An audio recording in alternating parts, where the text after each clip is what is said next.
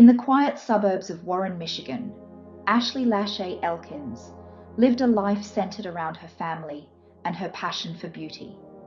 A 30-year-old mother of two young boys, aged 7 and 10, Ashley was known as a dedicated parent and a talented hairstylist who operated a salon out of her home.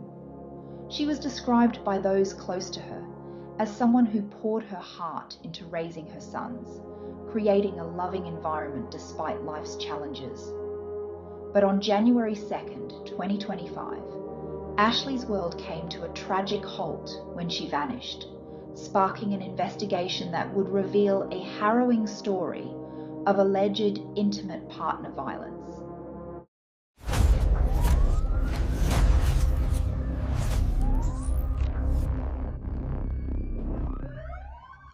Let's trace the timeline of events based on verified reports and court testimonies. On December 31st, 2024, just days before her disappearance, Ashley's ex-boyfriend, DeAndre Booker, allegedly booked an appointment at her home salon under a false name.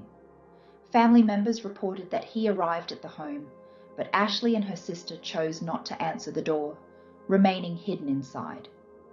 2 days later, on January 2nd, 2025, Ashley left her Warren home around 8:30 a.m. to run errands. She was last seen wearing a long black coat with a fur-lined hood and black leggings. When she didn't return, her family grew concerned. Her phone went straight to voicemail, and there was no response on social media or FaceTime, which was unusual for her. They reported her missing to the Warren Police Department that same day. The last known location of Ashley's phone was near Booker's apartment in Roseville, Michigan. Her vehicle was later found abandoned nearby. On January 8, 2025, police executed a search warrant at Booker's residence. What they discovered was chilling. Bloodstains in the bathroom, including in the drain and bathtub, along with a family earring and what appeared to be a bullet. Forensic testing confirmed the blood belonged to Ashley. The apartment also smelled of bleach, and investigators found trash bags and other items suggestive of a cleanup. Booker was arrested that day for allegedly lying to police during the investigation. Reports indicate he fled to Flint after Ashley's disappearance and conducted online searches for routes to Ohio. On January 31, 2025, the Macomb County Prosecutor's Office charged Booker with first-degree premeditated murder, tampering with evidence, disinterment and mutilation of a dead body, and concealing the death of an individual. These are serious allegations, and it's important to note that Booker has pleaded not guilty and is presumed innocent until proven otherwise in a court of law. Despite extensive searches, including a landfill in Lenox Township, Ashley's body has never been recovered. Prosecutors are proceeding based on circumstantial evidence, including the blood found in Booker's apartment and his internet search history. Court records show searches such as, is blood traceable? How to beat a polygraph test? Silences for guns? What happens to trash? And murder out of rage X. These details emerged during preliminary hearings in August 2025, where witnesses, including Ashley's mother and responding officers, testified. We've got a lot of work in today. We'll be back tomorrow morning. We're still inside our targeted area, and we have some more to go, a little deeper and a little wider, and we'll be back first thing in the morning to hopefully finish up. Law enforcement's response was swift and collaborative. The Warren Police Department took the initial missing person report, while Roseville Police handled the scene at Booker's apartment. Detective Sergeant from Roseville described the apartment as a large crime scene with a substantial amount of blood. Forensics teams processed the evidence meticulously, confirming Ashley's DNA in multiple locations. On January 7, 2026, a judge bound Booker over for trial on all charges, ruling there was sufficient evidence to proceed, despite the absence of a body, and calls for justice.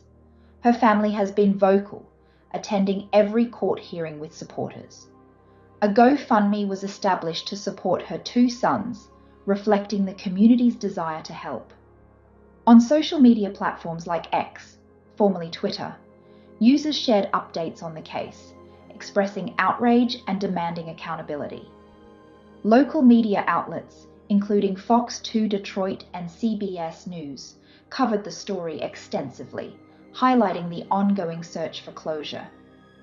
In a touching gesture, Roseville police officers visited Ashley's sons during Christmas 2025, offering support amid their grief. Ashley's story is not isolated. It sheds light on the broader crisis of intimate partner violence against Black women in America. According to the Centers for Disease Control and Prevention, more than 40% of Black women experience physical violence from an intimate partner in their lifetime, higher than rates for white women or other groups.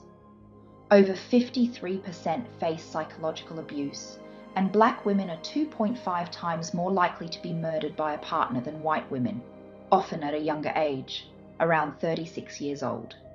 In fact, 51.3% of Black female homicides are linked to intimate partner violence. Experts point to systemic barriers, racism, stereotypes like the strong Black woman trope, and distrust of formal systems such as police and courts. Black women often rely on informal support networks due to fears of discrimination or inadequate response. Culturally specific programs are underfunded, exacerbating the issue.